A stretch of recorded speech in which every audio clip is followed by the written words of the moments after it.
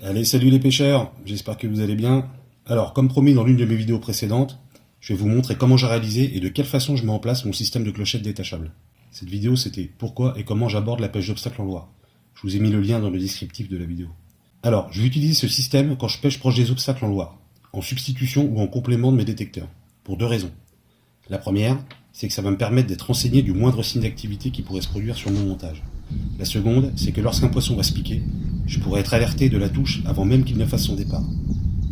Dans les deux cas, comme je pêche avec les freins relativement serrés, un système de détection classique avec des détecteurs n'aurait pas la sensibilité nécessaire pour faire tout cela, et donc me ferait perdre des secondes précieuses qui peuvent être déterminantes pour ce type de pêche. Voilà, donc petit système de clochette détachable, on va l'appeler comme ça. Donc voilà comment ça se présente une fois rangé. Donc c'est une technique que j'utilise depuis nombreuses années en Loire pour pêcher au feeder. C'est mon ami Titi qui m'avait filé l'idée. Merci Titi.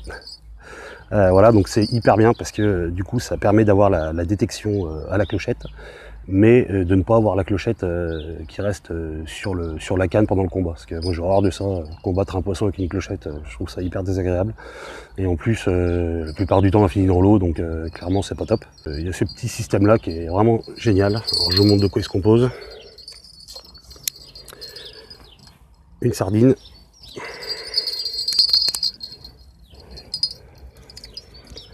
Une petite clochette AliExpress, hein, basique, ça vaut rien du tout. C'est hyper efficace, en plus il y a un trou dedans déjà, donc ça permet de pouvoir l'accrocher facilement.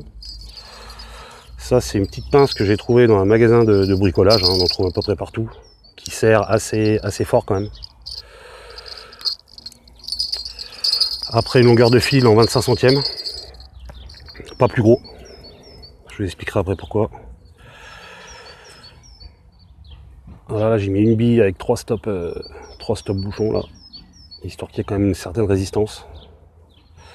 Voilà, et une longueur de fil d'à peu près 1,80 m à 2 m quoi. Voilà, donc c'est tout simple. Je vous montre comment ça se met en place. Alors l'idée ça va être de venir la mettre évidemment sur le côté opposé d'où vous allez tirer votre canne, forcément. Soit une petite sardine, soit si vous êtes près des branches, l'avantage de cette petite pince c'est que vous pouvez l'accrocher à une branche. Si c'est des cailloux, vous croisez une petite branche sous un caillou, enfin n'importe quoi, il n'y a pas énorme de résistance, c'est juste avoir un petit point d'ancrage rapide quoi. Donc la petite sardine, au moins vous l'avez direct. Tac. Vous passez votre petite pince dedans. Vous venez décaler vos billes pour vous laisser une marge. Voilà. Donc là on va se mettre en action de pêche. Vous tendez votre canne. Ok. Donc là, on garde son fil tendu.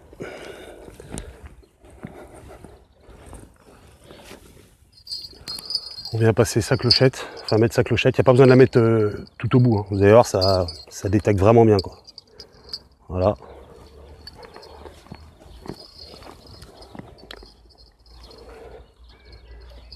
Ok. Une fois que la canne est tendue, on vient serrer ces petites billes en mettant une légère tension. Ok. Et là, vous êtes en action de pêche. Franchement, ça détecte super bien. Moindre mouvement, c'est direct. Voilà. Et dès que vous avez la touche, prenez la canne. Tac. Terminé. Il n'y a plus la clochette. Et elle n'est pas perdue. C'est nickel. Voilà, donc c'est quand même important de mettre un fil fin, hein. Je vous dis, moi j'ai mis du 25, mais même du 20 ça peut aller. Si jamais, franchement ça m'est quasiment jamais arrivé, mais si jamais il devait y avoir un nœud ou quelque chose, que ça se prenne dans la canne, au moins le fil y pète et puis voilà, terminé. Il n'y a pas de problème au niveau du poisson quoi. Voilà, alors cette fois-ci on va regarder comment mettre en place sur canne haute. D'ailleurs s'il y en a qui se demandent où j'ai eu mes piquets, c'est moi qui les ai fabriqués, donc j'avais fait une vidéo il y a quelques temps de ça pour expliquer comment j'avais fait, donc si ça vous intéresse, n'hésitez pas à aller voir sur ma chaîne. Voilà, donc là, ce coup-là, on va le mettre directement sur le piquet. Voilà. Donc on fait bien coulisser ces petites billes jusqu'au bout. Ensuite, comme si on allait se tendre. Oh, le chat. Non. Voilà, donc on garde bien son fil tendu. On recule un peu plus. Pas besoin de le mettre plus haut, hein, encore une fois. Franchement, la détection se fait très bien comme ça.